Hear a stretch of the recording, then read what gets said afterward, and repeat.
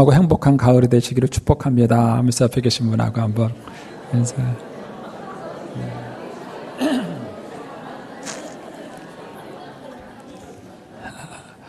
네, 행복한 가을이 됐으면 좋겠습니다. 올해는 특별히 더 하늘도 맑고 날씨가 좋은 것 같습니다. 오늘 이 사도행전 10장에 있는 말씀을 가지고 이제 고넬료 가정에 전파된 복음 두 번째 시간 여러분과 좀 은혜 나누려고 합니다. 우리가 공부를 하든지 운동을 하든지 또 신앙생활에서도 좋은 그 모델을 갖는다는 것은 대단히 중요한 것 같습니다. 저는 운동을 잘 못합니다. 운동을 배울 만한 청소년 시기에 방황을 해가지고 별로 운동을 못했습니다. 운동을 군대 가서 배웠습니다. 군대 가서는 뭐 전투적으로 안 뛸 수가 없으니까 배웠는데 한 번은 이제 볼을 차고 나오니까 고참이 그래. 야 임마 누가 볼 차라 그랬어? 다리를 차 다리. 무슨 말인지 아세요? 볼을 차지 말고 다리를 차래요. 그래서 지금도 제가 축구를 안 합니다. 다리 찰까봐. 그러면 이제 우리가 운동을 하면서도 좋은 그런 그 코치를 가지고 좋은 모델을 가지면 확실히 실력이 성장이 되지요. 박지성 선수가 히딩크라는 감독을 만났기 때문에 그가 세계적인 선수가 되는데 굉장히 중요한 역할을 했죠. 공부에서도 마찬가지입니다. 열심히만 해갖고 안 되더라고요. 공부도 잘하려면은 공부 잘하는 사람을 쫓아다녀야 돼요. 공부를 잘하는 사람은 뭔가가 있어요. 뭔지 모르지만 뭔가가 있습니다. 그래서 공부도 잘하려면은 공부를 잘하는 사람을 잘 따라다니면서 어떻게 공부하는지를 봐야 됩니다. 신앙생활도 마찬가지죠. 신앙생활에서도 여러분과 제가 신앙생활을 잘하려면 좋은 신앙의 모델이 있어야 됩니다. 저는 이제 개인적으로 감사한 것이 저를 키워주셨던 명간조 목사님이라는 분이 계신데 그분이 어떻게 나이 들어가는지 어떻게 늙어가는지에 대해서 정말 저에게는 좋은 모델이 됐습니다. 제가 그분의 설교는 기억이 나는 게 없지만 그분의 삶은 제가 생각나는 게 참 많아요. 그래서 나이가 들어갈수록 그분이 더 많이 생각이 납니다. 그래서 나도 저렇게 늙어야 되겠다. 나도 저렇게 나이 들어야 되겠다. 이런 생각들을 합니다. 그런 면에서 여러분들도 여러분 주변에 좋은 그런 모델들을 찾는 것이 굉장히 복된 삶이 될 것입니다. 오늘 본문에 나오는 이 고넬료라는 가정은 하나님께서 저와 여러분에게 주신 좋은 신앙의 모델입니다. 먼저 이 고넬료라는 가정은 이 사도행전에서 봤을 때 유대인에게 있었던 복음을 이방인에게로 복음을 전환시키는데 아주 중요한 징검다리 역할을 하는 사람이 고넬료입니다. 그래서 지난 시간에 말씀드린 것처럼 고넬료에 대한 얘기가 사도행전에만 3번 기록이 되어 있습니다. 그만큼 이 고넬료 가정이 갖고 이 고넬료 가정이 예수 믿게 된 이 과정이 갖고 있는 의미가 굉장히 큽니다. 그래서 유대인들에게만 국한됐던 복음이 이방인들에게로 전파되는데 큰 역할을 한 사람이 고넬료고 교회적으로는 안디옥 교회입니다. 사실 이제 우리가 앞으로도 계속 보겠지만 이 유대인들에게 전파됐던 복음이 이방인에게로 전파되는 이 과정이 사실은 그 유대인들에게는 되게 힘들었습니다. 사실 우리나라도 지금 그런 변화의 시점이 있습니다. 제가 어렸을 때만 하더라도 우리는 단일 민족 그렇게 배웠어요. 그런데 지금은 더 이상 우리 민족이 단일 민족이 아닙니다. 이미 우리나라에는 많은 외국인들이 와 있고요. 다세대 다문화 가정을 꾸민 그런 가정들이 많이 있습니다. 그래서 이제는 우리가 단일 민족이라는 사상에서 벗어나야 돼요. 더 이상 단일 민족 순수혈통은 없습니다.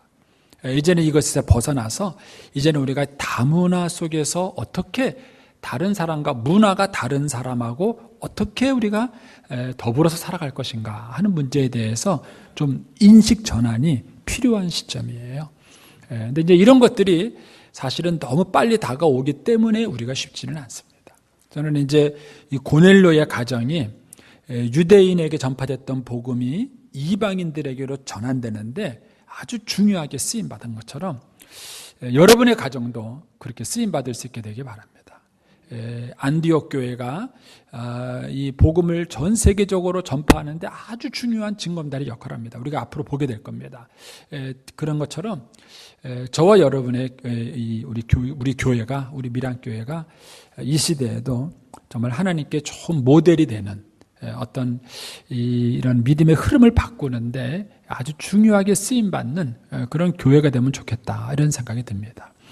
근데 이제 하나님께서 이 고넬료 가정을 그렇게 유대인에서 이방인 선교로 바꾸는 징검다리로 엮으시면서 단순히 그런 건 징검다리로만 엮은 것이 아니라 이 고넬료라는 사람을 저와 여러분에게 좋은 신앙의 모델로 제시하고 있다는 것입니다.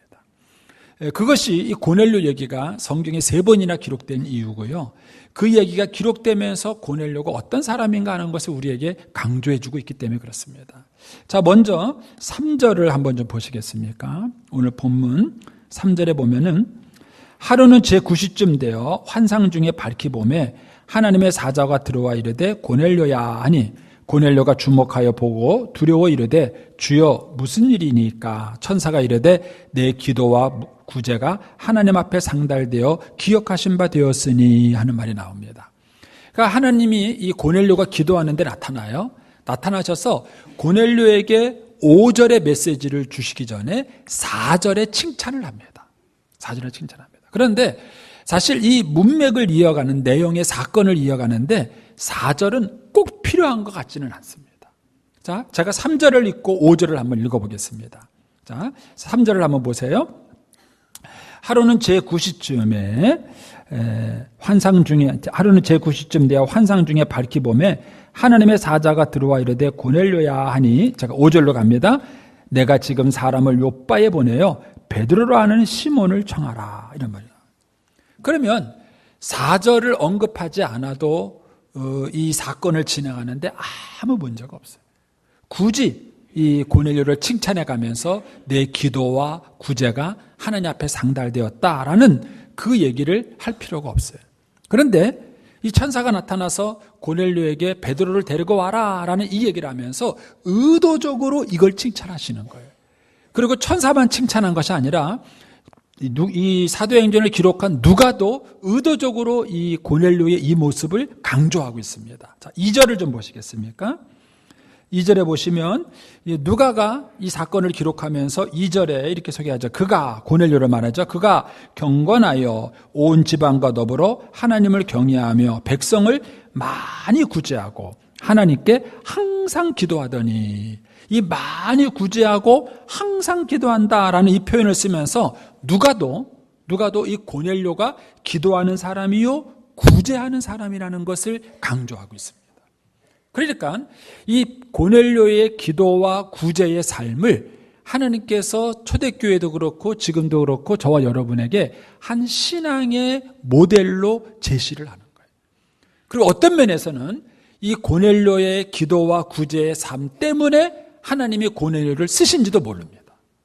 물론 하나님의 주권적 의지 속에서 하나님의 은혜를 가지고 이 고넬료를 사용하긴 하셨지만, 그럼에도 불구하고 하나님께서 이 고넬료의 기도와 구제를 칭찬하심으로써 하나님께서 이 고넬료의 좋은 점을 저와 여러분에게 부각시키는 거예요. 이렇게 예를 들어 볼 수 있겠습니다. 저희 큰딸 이제 우리 미정이가 유치원 때였어요. 병설 유치원을 다녔는데 한 번은 이제 그 병설 유치원에서 야외 놀이를 갔어요. 근데 거기를 이제 부모가 돼서 따라갔습니다. 따라갔는데 이제 막 율동을 하는데 선생님이 막 누구 잘한다 막 칭찬을 해요. 그러니까 이제 우리 미정이가 선생님께 그 칭찬 한번 들어보겠느라고 막 얼마나 액션을 크게 하는지. 근데 선생님이 칭찬을 안 하시는 거예요. 부모 입장에서 좀 속상하긴 하대요. 근데 사실은 미정이가 너무 선생님 턱 밑에 있었어요, 사실은. 너무 턱 밑에 있으니까 선생님이 그 밑에 있는 애를 못 본 거죠. 못 보고 이제 이거 제가 잘하듯이 한다 그랬어. 자, 그때 선생님이 왜 누가 잘한다를 칭찬을 할까요? 그건 애들한테 자극을 주기 위한 거예요. 선생님이 누가 잘한다 이렇게 칭찬을 하면 그 칭찬을 듣고 싶어서 다른 애들도 그 춤의 율동에 열심히 참여를 하는 겁니다. 여러분, 하나님께서 오늘 이 고넬료의 기도와 구제를 칭찬하신 것은 단순히 고넬료 개인을 칭찬하기 위한 것이 아니에요. 이 고넬료의 기도와 구제를 하나님이 칭찬하심으로써 어떤 면에서는 저와 여러분에게 도전을 주고 자극을 주는 겁니다. 하나님께서 원하고 하나님께서 기대하시는 신앙의 모습이 무엇인가 하는 것을 주님께서 강조하기 위해서 이 고넬료의 기도와 구제를 칭찬하신 것입니다. 그러면 실제로 주님께서 칭찬할 만한 가치가 있었는가? 우리가 본문에서 그거를 좀 찾아볼 수 있어요. 자, 먼저 2절을 다시 한번 보십시오. 2절을 보면 이런 말씀이 있습니다. 그가 경건하여, 그 다음에 뭐가 나오죠? 온 지방과 더불어, 이런 표현이 나와요. 온 지방과 더불어 하나님을 경외하며 백성을 많이 구제하고 하나님께 항상 기도하더니 그랬습니다. 여러분, 그 온 지방과 더불어라는 표현을 빼도 돼요. 그걸 빼도 그가 경건하여 하나님을 경외하고 백성을 많이 구제하고 하나님께 항상 기도하더니 이렇게 해도 돼요. 그런데 누가는 이 고넬료를 소개하면서 그가 하나님을 경외했는데 개인이 경외한 것이 아니라 온 집안으로 더불어 경외했다, 이런 얘기예요. 저는 요새 이런 표현들이 참 마음에 와닿아요. 저도 이제 아이들이 다 커서 좀 있으면 이제 결혼할 나이가 되죠. 우리 아이들이 이제 결혼해서 떠날 텐데 제 마음속에 그런 생각이 들어요. 아, 이 아이들이 내 품을 떠나서도 신앙생활을 잘할까? 엄마 아빠 품을 떠나서 혹시 신앙생활하기가 어려운 환경에 처했어도 과연 이 아이들이 그걸 잘 이겨내면서 신앙생활을 잘할 수 있을까? 요즘은 이런 생각을 좀 해봐요. 여러분, 신앙생활을 개인으로 하는 것도 쉽지는 않지만 그 신앙생활이 온 집안이 다 신앙생활을 하도록 만드는 것은 더 어렵습니다. 이거는 단순히 위치만 가지고 될 문제가 아니에요. 아버지라는 권위를 가지고 야, 너 신앙생활해, 너 저렇게 해, 이렇게 명령해갖고 될 문제가 아니에요. 부모의 믿는 그 신앙을 자녀가 자기 것으로 흡수하고 받아들여서 자기의 신앙을 받으려고 한다면 적어도 그 부모의 신앙의 영향을 받을 뿐만 아니라 그 부모의 신앙을 존경할 수 있어야 됩니다. 근데 고넬료는 그런 면에서 성공한 사람이에요. 고넬료는 자기만 신앙생활한 것이 아니라 온 집안으로 더불어 신앙생활을 했습니다. 자, 그 증거가 22절에 보면 나옵니다. 22절 보십시오. 22절에 보면은 그들이 대답하되 백부장 고넬료는 의인이요 하나님을 경외하는 사람이라. 자, 보세요. 여기서 그들이 누굽니까? 이 그들은 지금 고넬료의 심부름을 받고 베드로를 찾아간 이 고넬료의 종 두 사람하고 그의 신복 부하 한 사람이에요. 그런데 이 세 사람이 가서 베드로에게 고넬료가 누구냐라고 물어봤을 때 그 고넬료에 대해서 소개를 하는 거예요. 소개를 하는데 뭐라고 소개하냐면 첫 번째 그 사람은 의인이다. 두 번째 그 사람은 하나님을 경외하는 사람이다. 그 다음에 세 번째 뭐라 그러냐면은 유대 온 족속에 칭찬받는 사람이다, 이런 얘기를 해요. 여러분들은 저를 바깥에 소개할 때 어떻게 소개하시겠어요? 아유, 키는 좀 작고 얼굴은 못생기고 욕심은 또 얼마나 많은지 어떻게 소개하시겠어요? 어떻게 소개해요? 여러분들은 누군가를 소개할 때 적어도 그 사람이 갖고 있는 이미지가 있는 거예요. 내가 누구를 딱 소개할 때, 이 사람은 어떤 사람입니다 라고 소개할 때, 그 사람은 찬양을 잘하는 사람입니다. 그 사람은 뭐 키 크고 얼굴이 잘생겼습니다. 뭔가 이렇게 소개할 때 그 사람에 대한 특징이 있겠죠.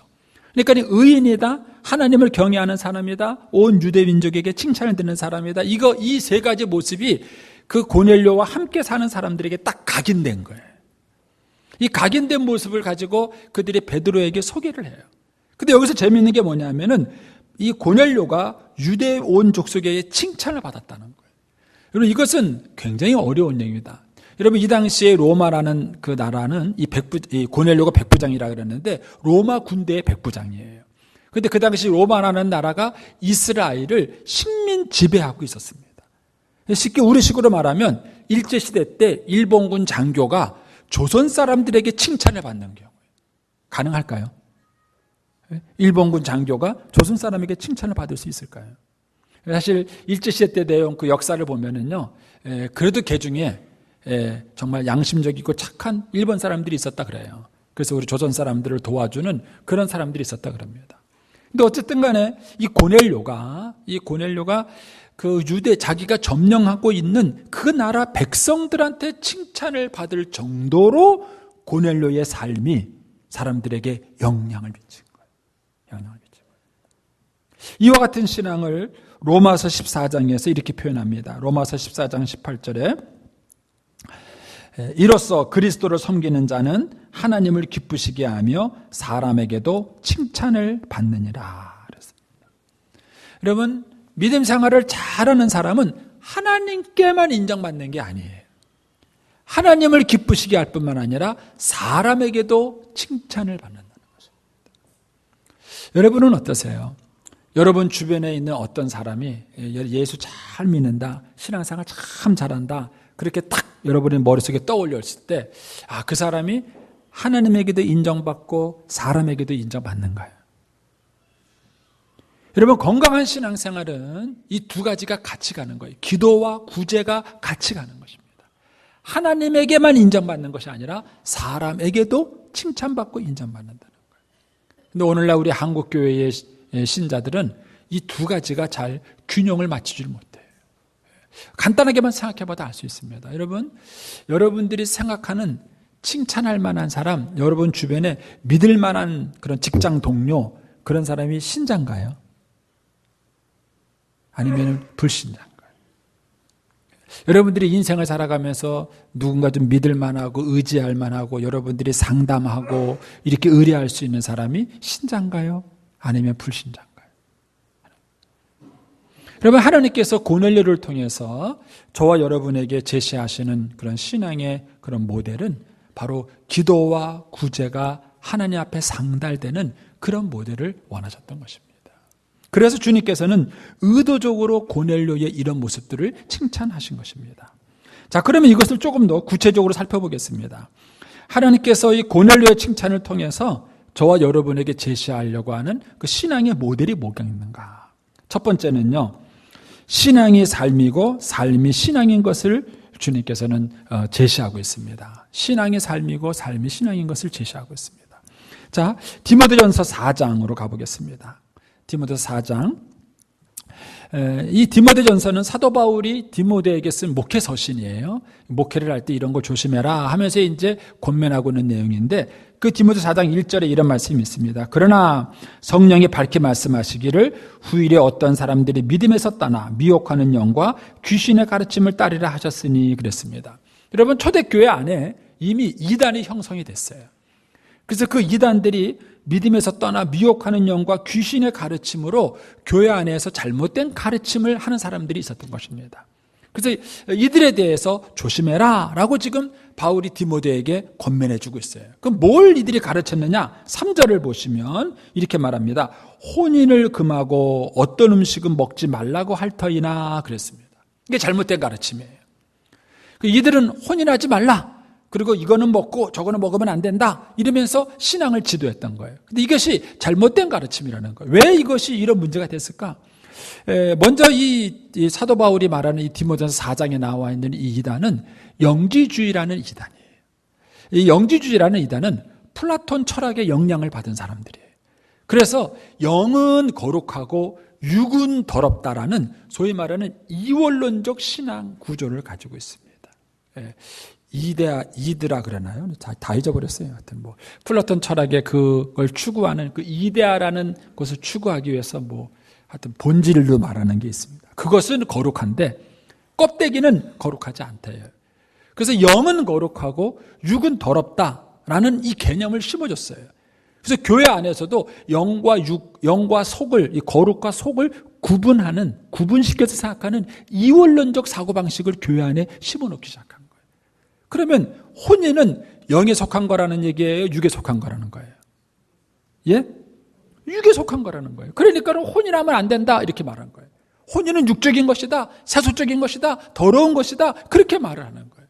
그리고 영적인 것은 따로 있다 이렇게 가르친 거예요. 이것이 초대교회 안에 있는 영지주의라는 이단이 가져오면서 만들어낸 것입니다. 사실 여러분, 세월이 그렇게 오랫동안 흘렀음에도 불구하고요, 사실 오늘날 교회 안에서도 이런 영지주의 같은 이원론적 이단이 있어요.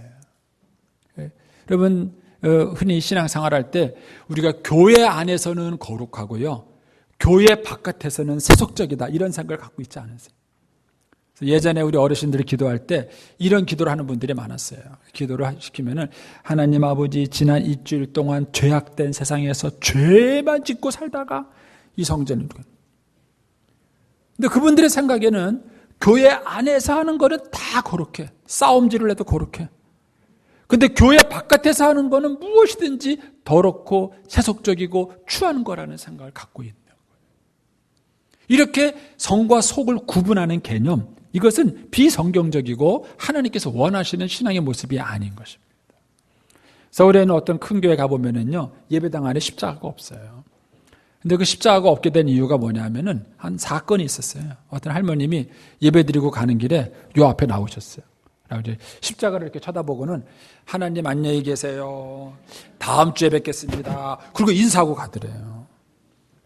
그분이 생각에는 하나님이 교회에만 계신 거예요. 교회를 떠나는 순간 하나님은 계시지 않는 거예요. 여러분, 이런 식의 이원론적인 사고방식, 사고구조, 그것이 초대교회 안에 있었던 영지주의라는 이단이에요. 이런 이단들이 교회 안에 들어와서 신앙생활을 왜곡시키는 것입니다. 그래서 이제 교회가 이 문제를 경계해야 되는데, 요한 1서 4장 1절을 보십시오. 거기 보면은 하나님께서 이제 이 사도 요한이 그 당시에 있는 이단을 구분하는 가르침을 이렇게 말합니다. 사랑하는 자들아, 영을 다 믿지 말고 오직 영들이 하나님께 속하였나 분별하나. 많은 거짓 선지자가 세상에 나왔습니다. 그랬습니다. 여러분, 예수 믿는 사람은 순진하고 착하게만 하면 안 돼요. 순진하고 착하게도 해야 되겠지만 지혜로워야 합니다. 예수님께서도 비둘기처럼 순결하고 뱀처럼 지혜로워라 그랬어요. 그래서 예수 믿는 사람에게는 분별력이 있어야 돼요. 분별력. 그냥 순진하고 착해서 모든 걸 다 따라가면은요, 마귀의 밥이 돼요. 우리가 아이들을 잘 키웠어요. 공부도 열심히 잘해서 좋은 대학 나가고 좋은 직장에 취직했어요. 근데 이게 너무 순에 빠져가지고요, 막 아무 말이나 다 믿어요. 그래가지고 부모가 걱정이 돼. 이게 어디서 사기당하지 않을까. 여러분, 잘 키워서 실력 있는 아이를 키우고 순진한 것도 중요하지만 그 아이가 지혜가 있어서 분별력을 갖는 것도 중요해요.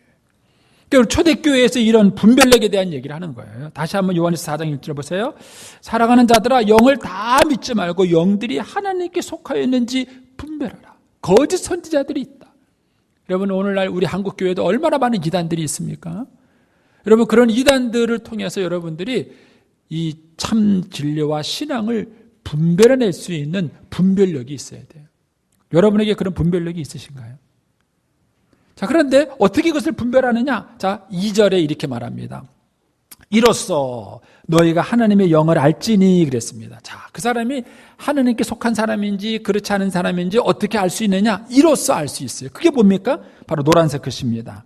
예수 그리스도께서 육체로 오신 것을 시인하는 영마다 하나님께 속한 것이요, 예수를 시인하지 아니하는 영마다 하나님께 속한 것이 아니라는 거예요.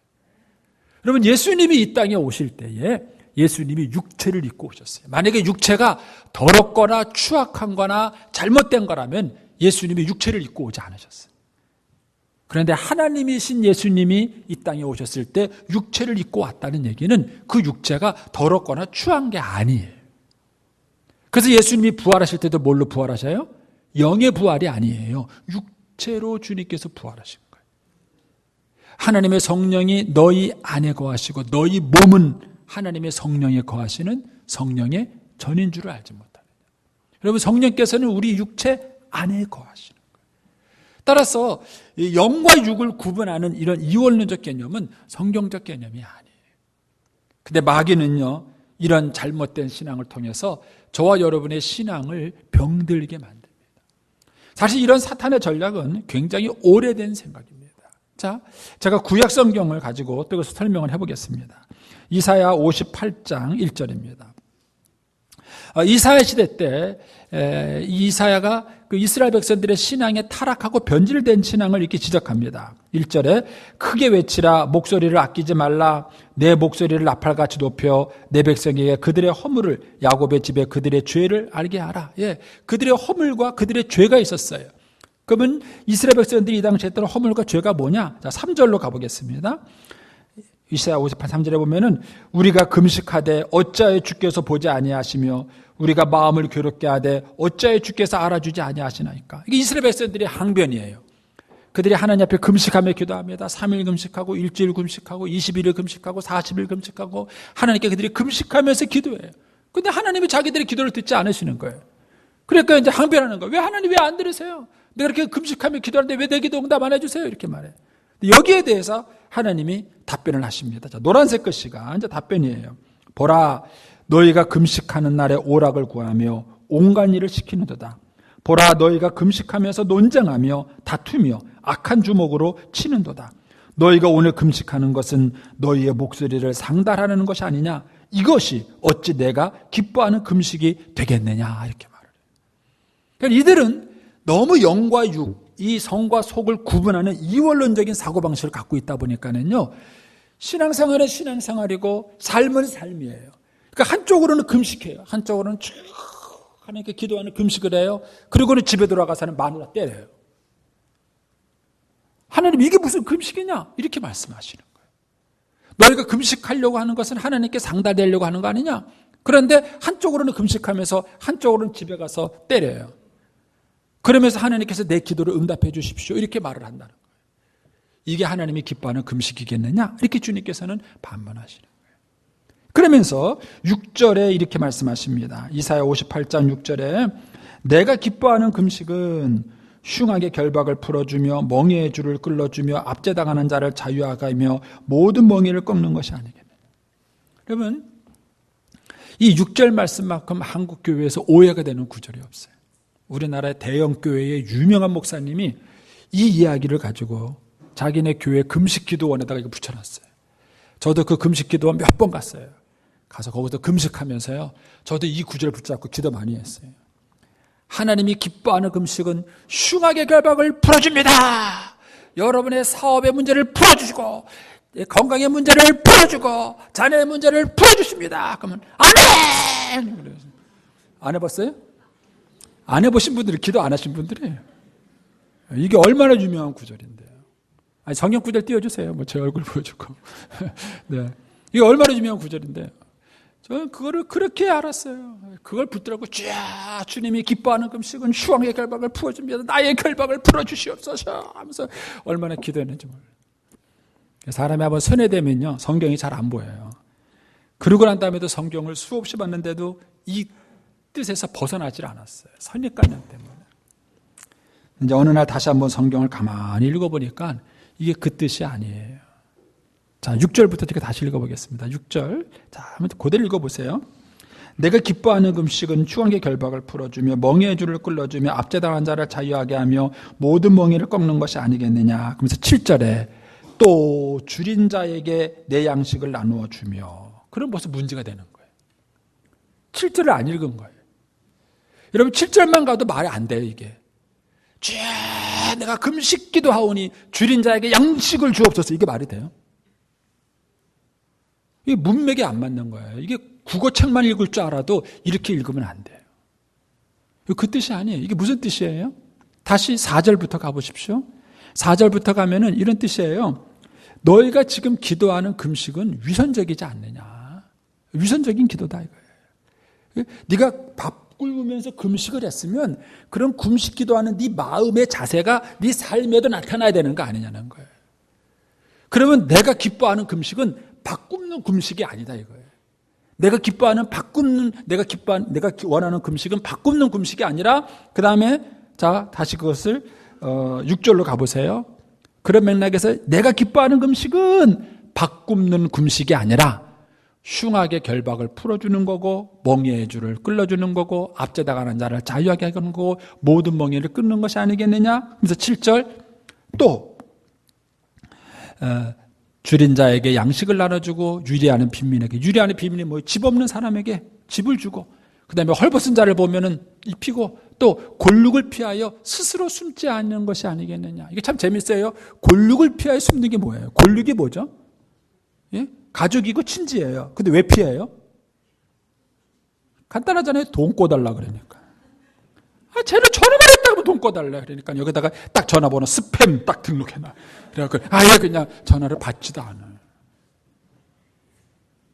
그리고 그런 거 하지 않는 게 금식이다 그 뜻이에요. 그러면서 8절에 기가 막히게 한 얘기가 나와요. 8절에 보세요.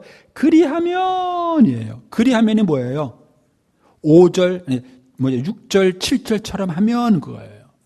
밥 굶는 금식 말고 쉽게 말하면 똑바로 살아라 이거예요.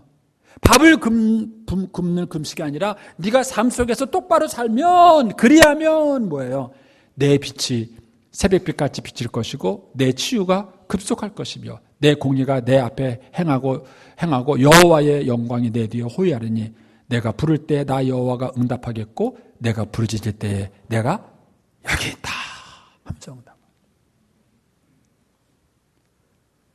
그러면 한국교회가 오랫동안 이 기도와 구제를 분리시켰어요.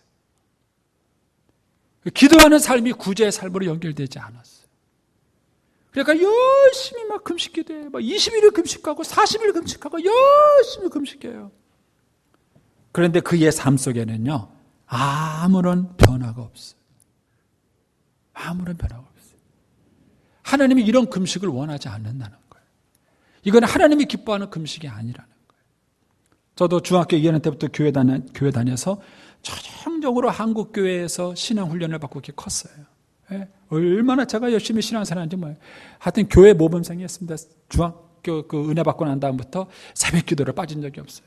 주일 예배, 주일 성수, 수요 예배, 새벽 기도, 철야 기도. 제가 대학 다닐 때요. 방학 땡 하고 나면요. 집에 5일도 안 들어갔어요. 왜냐하면은 유치부 성경학교부터 도와주기 시작하면요. 유치부, 유초등부, 학생회, 그 다음에 청년부, 성가대 수련회까지 갔다 오고 나면 방학 끝나요. 방학 끝나요. 맨날 교회에서 잤어요. 얼마나 교회 이렇게 열심히 했는지. 그런 저를 보니까 우리 어머님이 얼마나 걱정되겠어요. 아들은 하나밖에 없는데 저게 맨날 우리 어머님 표현에 의하면 교회 엎어져가지고 공부는 안 하고 저게 맨날 교회 엎어져 있으니 저게 얼마나 걱정이 되겠어요. 우리 어머님 교회 가는 걸 말리셨어요. 그때마다 저는요, 마귀야 물러갈지어다 그랬어요. 그렇게 말하는 게 마귀예요. 그래서 마귀들과 싸울지라 막 그래서 우리 어머님하고 싸우고요. 그래서 우리 어머니하고 무슨 갈등이 생길 때마다 예수 믿는 내가 핍박받는다고 생각하고 환난과 핍박 중에도 막 이렇게 찬송 부르고 그랬어요. 목사가 돼서도 마찬가지였습니다. 제 아내가 애 세 키우면서 애 세 키워본 분 아시죠? 얼마나 정신없습니까? 여보 이거 좀 도와주세요. 청소 좀 해주세요. 그러면요. 제가 그랬어요. 도대체 말이야 사모가 돼가지고 말이야. 목사가 지금 기도하고 말이야 성경 보고 말이야 설교 준비하고 그러는데 뭐 하는데 그런 거 시키냐고 말. 여러분 설교 준비하는 게 중요하나요? 아내 방 청소하는 거 도와주는 게 중요하나요? 어느 게 중요하죠? 두 개 다 중요하죠. 제가 이 성속의 구분의 개념을 갖고 있을 때는요, 기도하고 설교 준비하는 건 거룩한 일이에요. 집에서 방 청소하는 거 그따위 일을 다 저한테 시키면 됩니까? 어디 말이에요. 어쩌다가 어쩔 수 없이 하게 되면요, 뭐 화가 나가지고 막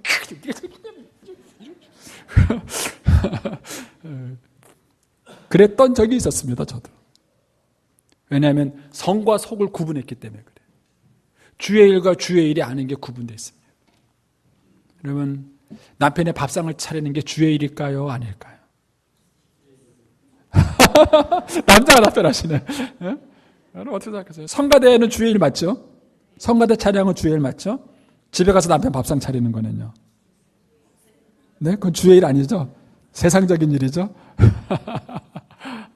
여러분의 개념이 어떻게 갖고 있느냐는 거예요. 어떤 게 주의 일이고 어떤 게 잘하냐. 이원론적인 사고방식을 가지고 있다 보니까 이런 게 탁 이사야 시대 때 그게 팽배했던 거예요. 그래서 그들이 한쪽으로는 열심히 금식을 했는데 한쪽으로는 압제하고 부합한 거예요. 여러분 이사야 59장, 58장을 좀 더 읽어가면요. 안식일에 대한 얘기가 나오는데 제가 재미있는 구절을 봤어요. 뭘 봤냐면요. 자기는 안식일 날 지키러 가요. 쉽게 말하면 요즘으로 말하면 사장은 주일 성수 가면서 부하 직원은 일 시키고 가요. 그게 여러분 주일 성수입니까? 예? 자기는 주일 성수한다고 주일날 교회 가면서 부하 직원은 일 시켜놓고 가요. 그게 하나님이 원하는 안식일이겠느냐? 그렇게 주님께서 이스라엘 백성들에게 묻고 계시는 거예요. 묻고 계시는 거예요. 자, 이사야만 그러지 않았습니다. 아모스를 보겠습니다. 아모스 5장 21절. 내가 너희의 절기를 미워하며 멸시하며 너희 성례들을 기뻐하지 않으니. 여기서 말하는 절기가 뭐예요? 유월절, 초막절 같은 거. 요즘 우리식으로 말하면 부활절, 추수감사절 그런 겁니다. 그런 절기, 성회, 부흥성회 같이 이런 거 여러 가지 성회. 근데 하나님이 그거를 기뻐하지 않는다는 거예요. 너희가 내게 번제나 소제를 드릴지라도 내가 받지 않을 것이고 너희가 살찐 희생 화목제물로 내가 돌아보지 아니하느니 내 노랫소리를 내 앞에서 그칠지어다. 내 비파소리도 내가 듣지 아니하리라. 성가대 올해 찬양 너무 잘했어요. 은혜롭고. 그런데 문제는 하나님이 안 들어. 아유, 성가대 좀 노래 쓰니 끝이라 제발 좀 노래 좀 안 하게 했으면 좋겠다. 그렇게 말을 하는 거예요. 왜 그렇죠? 24절. 정의를 물같이 공의를 마르지 않는 강같이 흐르게 할지어다. 주님이 그러는 거예요. 가서 집에 설거지나 잘해. 성가대 찬양 그만하고. 주님이 그렇게 말씀하시죠. 이게 뭐가 주의 일이고 뭐가 주의 일이 아니냐는 거예요. 이걸로 대한 이런 이원론적인 생각들이 우리의 생각들이 이렇게 신앙을 병들게 만든 것이죠. 미가서 6장에서도 마찬가지입니다. 미가서 6장 7절에 여호와께서 천천의 순장이나 만만의 강물 같은 기름을 기뻐하실까? 내 허물을 위하여 내 마다들을 내 영혼의 죄로 말미암아 내 몸의 열매를 드릴까? 사람아, 주께서 선한 것이 무엇임을 내게 보이셨느니 여호와께서 내게 구하시는 것은 오직 정의를 행하며 인자를 사랑하며 겸손하게 내 하나님과 함께 행하는 것이 아니냐. 그러니까 하나님께 드리는 제물로 드리는 예배도 있지만 그러나 우리의 삶으로 드리는 예배가 있다는 거예요. 기도와 구제. 하나님은 기도만 받으시는 것이 아니라 기도와 구제 이 두 가지를 다 하나님이 받으시는 거예요. 고넬료에게는 바로 이런 면에서 균형 잡힌 신앙의 모습이 있었다는 것입니다. 자, 요한계시록 20장 12절입니다. 또 내가 보니 죽은 자들이 큰 자나 작은 자나 그 보좌 앞에 서 있는데 책들이 펴 있고 또 다른 책들이 펴져 있으니 곧 생명책이라. 죽은 자들이 자기 행위를 따라 책들에 기록된 대로 심판을 받으니 바다가 그 가운데서 죽은 자를 내주고 또 사망과 음부도 그 가운데 죽은 자를 내주매 각 사람이 자기의 행위대로 심판을 받고 그랬습니다. 여러분, 여기서 말하는 자기의 행위가 뭘까요? 그게 교회 안에서만의 행위일까요? 아니에요. 이 행위는요, 집에서의 행위도 포함되고 직장에서의 행위도 포함되는 거예요. 결국 우리의 행위대로 우리를 심판한다라는 뜻은 우리의 삶을 두고 하나님이 심판하시는 거예요. 교회 안에서의 생활만 두고 심판하는 것이 아니라 우리의 모든 삶을 하나님께서 심판하신다는 거예요. 결국 신앙이란 우리의 삶 전체가 신앙인 거예요. 기도하는 삶, 구제하는 삶, 이 모두가 다 우리의 신앙이라는 것입니다. 이런 면에서 하나님께서는 이 고넬료를 하나님이 칭찬하시는 좋은 신앙의 샘플로 우리에게 제시하신 것입니다. 두 번째로, 그러면 신앙의 삶이고 삶이 신앙인 이유가 무엇인가? 그 이유는 뭐냐면 하나님께서 인간을 하나님의 형상대로 지음받았기 때문입니다. 이게 인간의 독특성이에요. 동물들은 하나님의 형상대로 짓지 않았어요. 요즘은요, 동물들의 뭐라고요? 동물들은 인권도 아니고 뭐라 그래야 돼요? 동물들의 권리. 예? 모르겠네. 모르겠네. 하여튼 동물들의 권리는 말하면서 이 사람의 권리는요, 약화시키는 거예요. 이게 아주 웃겨요. 반려견의 권리는 말하면서 사람의 권리는 왜 얘기 안 하십니까? 이게 아주 웃긴 거예요. 그런데 성경에서는요, 이걸 확실하게 구분해요. 인간이 왜 독특하고 존귀한 존재인가? 하나님의 형상대로 지음받았기 때문이라는 거예요. 자, 제가 한 사건으로 예를 들어보겠습니다. 야고보서 3장 8절입니다. 혀는 능히 길들일 악이 없나니 길들일 사람이 없나니 쉬지 아니하는 악이요 죽이는 독이 가득한 것이라. 이것으로 우리가 주 하나님을 찬송하고 또 이것으로 하나님의 형상대로 지음받은 사람을 저주하나니 한 입에서 찬송과 저주가 나오는다. 내 형제들아, 이것이 마땅하지 아니하니라. 샘이 한 구멍에서 어찌 단물과 쓴물을 내겠느냐. 자, 지금 야고보가 지금 초대교회 신자들을 책망하는 게 뭐냐면 한 입에서 찬송과 저주가 나오는 게 잘못됐다. 찬송이 나오면 찬송이 나오고 저주가 나오면 저주가 나와야지 어떻게 찬송과 저주가 섞일 수 있겠느냐, 이런 얘기를 해요. 그러면 여기서 말하는 저주가 뭘까? 자, 이 여기서 말하는 저주가 뭔지를 이해하려면은요, 야고보서 2장을 가봅니다. 자, 야고보서 2장 1절에 보면 내 형제들아, 영광의 주 곧 우리 주 예수 그리스도에 대한 믿음을 너희가 가졌으니 사람을 차별하여 대하지 말라. 만일 너희 회당에 금가락지를 끼고 아름다운 옷을 입은 사람이 들어오고 또 남루한 옷을 입은 가난한 사람이 들어올 때에 너희가 아름다운 옷을 입은 자를 눈여겨보고 말하되 여기 좋은 자리에 앉으소서 하고, 또 가난한 자에게 말하되 너는 거기 서 있든지 내 발등상 아래 앉아 있든지 마음대로 해라 하면서 차별하면 너희끼리 서로 차별하여 악한 생각으로 판단하는 것이 아니냐. 내 사랑하는 형제들아, 들을지어다. 하나님이 세상에서 가난한 자를 택하사 믿음에 부유하게 하시고 또 자기를 사랑하는 자들에게 약속하신 나라를 상속으로 받게 하지 아니하셨느냐. 너희는 도리어 가난한 자를 없인 여겼도다. 여러분, 초대교회 안에는 어떤 일이 있었냐면요, 오늘 본문에 나오는 고넬료는 백부장이라 그러는데 이 백부장은 귀족이에요. 어마어마한 부자입니다. 어마어마한 부자. 그런데 이 고넬료와 같이 부자인 사람도 있었고요, 초대교회 신자의 3분의 2는 노예였습니다. 노예. 그 당시 노예. 그러니까 가난한 사람들이에요. 그러니까 이 빈부차가 너무 컸어요. 근데 초대교회도 그런 거예요. 누가 아주 금가락지를 끼고 좋은 옷을 입고 들어오면 여기 앉으라고 막 털면서 여기 앉으시라고 막 특별 대우를 해주는 거예요. 근데 옷을 남루하게 입고 허름하게 입은 사람이 들어오면 뭐 안 떼든지 쓰든지 뭐 네 알아서 해라. 그러고는 차별하는 거예요. 그래서 소위 말하는 갑질이 있었어요. 갑질. 그러니까는 누가 억울할까요? 가난한 사람이 억울해요. 그럼 억울한 사람들은 천부여 의지 없어서 손 들고 옵니다 이럴까요? 아니에요. 가만히 안 있습니다. 어떻게 합니까? 뒤에서 그 부자를, 죄송합니다, 험악한 말 써서 씹어 제끼는 거예요. 뭐 저기 어쩌고 왜 인구가 3분의 2 더 많잖아요. 네? 가난한 사람은 가난하긴 하지만 숫자가 많잖아요. 막 그러니까 막 뒤에서 그 사람을 험담하고 막 그러는 거예요. 여러분, 야고보 시대만 그랬겠습니까? 오늘날도 똑같이 그런 일이 있는 거예요. 교회 안에서 누구는 힘을 가지고, 세속적인 힘을 가지고 큰 소리를 치고, 누구는 그 힘 때문에 상처받아가지고 상처받은 것을 억울하고 분하니까 가만히 있지 않고 막 뒤에서 막 험담하고 그 사람을 흉보는 거예요. 그게 바로 여기서 말하는 저주라는 거예요. 저주. 그래서 야고보서 2장은 부자들을 책망하는 거라면 야고보서 3장은 가난한 사람들을 책망하는 거예요. 부자만 잘못하고 있었던 게 아니에요. 부자들은 그 부를 가지고 교회 안에서 차별을 만들었다면 가난한 사람은 자기의 억울함을 호소하며 오히려 그 부자들을 뒤에서 험담하고 욕하는 그런 죄를 저지른 거예요. 이것이 초대교회 안에도 있었어요. 오늘날도 교회 안에 있는 거예요. 근데 여기에 대해서 야고보가 얘기하는 거예요. 한 입에서 찬송과 저주가 나는 것이 옳지 않다. 그건 올바른 신앙생활이 아니다. 이렇게 말한 거예요. 그러면서 그 이유가 뭐냐? 자, 6장 3장 9절을 좀 보여주세요. 야고보 3장 9절. 예, 그 이유가 뭐냐? 우리가 한 입으로 하나님을 찬송하지 않느냐. 이 입으로 조금 전에 하나님을 예배하지 않았느냐. 그런데 그 하나님을 예배한 요 입술을 가지고 하나님의 형상대로 지음받은 사람을 욕한다는 게 말이 되냐는 거예요. 그러면 제가 제 아내가 너무 사랑스럽고 이쁘면요, 장모님도 이쁘고 처남도 이쁜 거예요. 그렇잖아요. 근데 아내가 꼴 보기 싫으면요, 장모님도 꼴 보기 싫고 처남도 꼴 보기 싫은 거예요. 그게 같이 가는 거예요. 떨어질 수 없다는 거예요.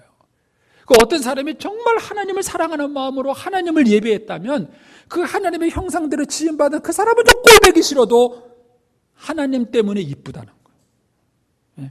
장모님이 저희 집에 오셔가지고 막 눈치코치 없이 행동하고 막 그래서 아유 저렇게 눈치도 없냐 그런 생각이 들어도 마누라가 너무 이쁘면은요, 그런 장모님도 이쁜 거예요. 그래서 옛말에 마누라가 이쁘면 뭐 보고 절한다고요? 처갓집 말뚝 보고 절한다 그러죠. 성경에서 그 원리를 얘기하고 있는 거예요. 자, 잠언 17장 5절입니다. 가난한 자를 조롱하는 자는 그를 지으신 주를 멸시하는 자요. 그랬습니다. 여러분, 하나님께서 인간을 만드셨고 하나님의 형상대로 인간을 만들었어요. 따라서 하나님의 형상대로 지음받은 인간을 무시한다는 얘기는 하나님을 무시한다는 얘기예요. 또 반면에 잠언 19장 17절, 가난한 자를 불쌍히 여기는 것은 여호와께 구워드리는 것이니 그랬습니다. 하나님의 형상대로 지음받은 사람에게 잘해주는 거는요, 하나님께도 잘하는 거예요.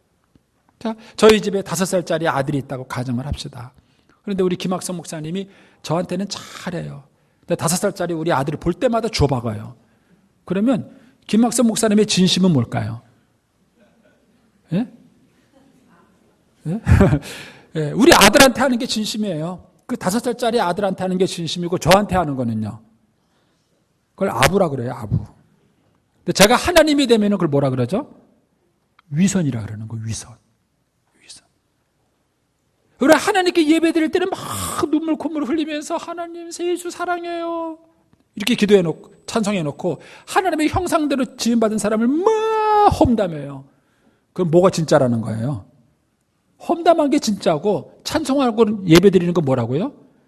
위선했다. 제가 이 사실을 깨달았을 때 되게 충격을 받았어요. 제가 설교 준비 잘하겠다고, 예배 잘하겠다고 막 열심히 기도하고 책을 보면서 아내가 힘들고 어려운 거는 콧방귀도 안 끼고 말이야. 그랬던 것이요, 경건한 게 아니라 뭐라고요? 위선이라는 거야. 내가 주를 위해서 오늘도 삽니다. 내가 주를 위해서 오늘도 헌신하고 내가 주를 위해서 하나님의 영광을 위해서 설교합니다. 이렇게 했는데 하나님이 웃기지 마라 그러신 거예요. 네 아내의 눈물이 멈추기 전에는 네 그 말은 가짜다. 이게 제게 얼마나 충격받았는지 몰라요. 얼마나 충격받았는지. 그래서 제가 맨날 제 아내 눈치를 봅니다.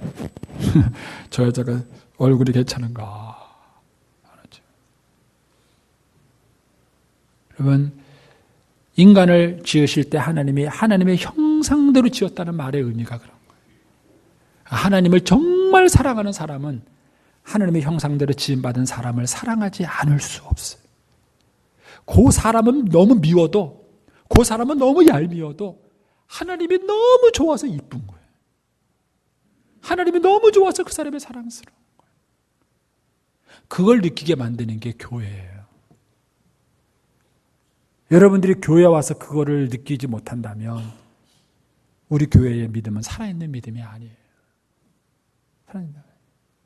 그 얘기를 함축적으로 이렇게 말합니다. 요한일서 4장 20절. 누구든지 하나님을 사랑하노라 하고 그 형제를 미워하면 이는 뭐 하는 거라고요? 거짓말하는 자니. 여러분 거짓말쟁이세요? 아니세요? 남편은 아내한테 물어보시고 아내는 남편한테 물어보세요. 여러분 거짓말쟁이세요? 아니세요? 한번 물어보세요. 보는 바 그 형제를 사랑하지 않은 자가 보지 못하는 바 하나님을 사랑할 수 없느니라. 사람을 사랑하는 것이 하나님 사랑하는 건 아닙니다. 그걸 우리는 그건 인본주의, 휴머니즘이라 그래요. 그러나 하나님을 사랑하는 사람은 반드시 사람을 사랑하게 돼 있습니다. 그 사람이 정말 하나님에 대한 사랑과 은혜를 받은 사람이라면 반드시 하나님의 형상대로 지음받은 사람을 사랑하게 돼 있어요. 따라서 신앙생활을 잘하는 사람은 인간관계가 좋을 수밖에 없고 사람에게 칭찬을 들을 수밖에 없어요. 신앙생활을 잘하는데 사람들한테 칭찬 못 듣는다. 그건 거짓말이에요. 그럴 수 없다는 거예요. 그럴 수 없다는 거예요. 하나님께서는 바로 고넬료를 통해서 그걸 보여주는 거예요. 고넬료는 기도와 구제가 하나님께 상달된 사람이고 온 집안 식구에게 존경받는 사람이고 온 집안 식구 정도가 아니라 유대 민족들에게도 칭찬받는 사람이 고넬료였다는 것입니다. 그리고 이 고넬료를 가지고 하나님께서는 이방 선교의 문을 여는 축복의 통로와 도구로 쓰셨다는 거죠. 하나님께서 우리 교회를 어떻게 쓰실까요? 하나님께서 여러분의 가정을 어떻게 쓰실까요? 하나님의 나라와 역사를 이루어가는데 하나님께서 저와 여러분을 어떻게 사용하실까요? 여러분 그 일에 쓰임 받으려고 한다면 고넬료처럼 기도와 구제 모두가 다 하나님께 상달되어야 합니다. 자, 마태복음 25장 40절입니다. 임금이 대답하여 이르시되 내가 진실로 너에게 이르노니 여기 내 형제 중에 지극히 작은 자 하나에게 한 것이 곧 내게 한 것이다. 자, 여기서 지극히 작은 자라는 얘기는요, 힘없고 능력 없고 빽 없는 사람을 말하는 거예요. 자, 그러면 지극히 작은 자에다 가로를 딱 열고요, 여기다가 이름을 하나 적으십시오. 누구 이름을 적느냐면요, 요새 여러분들이 제일 불편해하는 사람, 남편의 이름은 남편의 이름을 적으시고 아들이면 아들의 이름을 적으시고 한번 적어보세요. 주님이 말씀하시는 거예요. 내 형제 중에서 바로 그 사람, 가로 안에 있는 그 사람, 그 사람에게 한 것이 내게 한 것이다. 주님이 말씀하시는 거예요. 고넬료는 그걸 한 사람이에요. 고넬료는 하나님을 정말 경외했던 사람인데 하나님을 경외하는 그의 믿음과 신앙과 삶이 바로 하나님의 형상대로 지음받은 사람들에게 나타났던 거예요. 그걸 온 집안 사람들이 다 느꼈고 온 유대인들이 그걸 느꼈습니다. 그래서 그들이 고넬료를 볼 때마다 칭찬했던 것입니다. 그리고 하나님도 바로 그런 고넬료를 칭찬했던 것입니다. 오늘 주님이 저와 여러분에게 이 고넬료를 하나의 신앙의 샘플로 모델로 제시하고 있습니다. 주님께서 막 율동하고 춤출 때 고넬료 잘한다. 고넬료 잘한다. 그러다 이번에 유정곤 잘한다. 유정곤 잘한다. 이렇게 될 수 있게 되길 축원합니다. 이럴 때 장로님 이름 안 부르면 언제 부르겠어요? 하나님께서 우리 칭찬하듯이 그렇게 주님께 부름받고 칭찬받는 저와 여러분 되기를 축복합니다. 기도하겠습니다.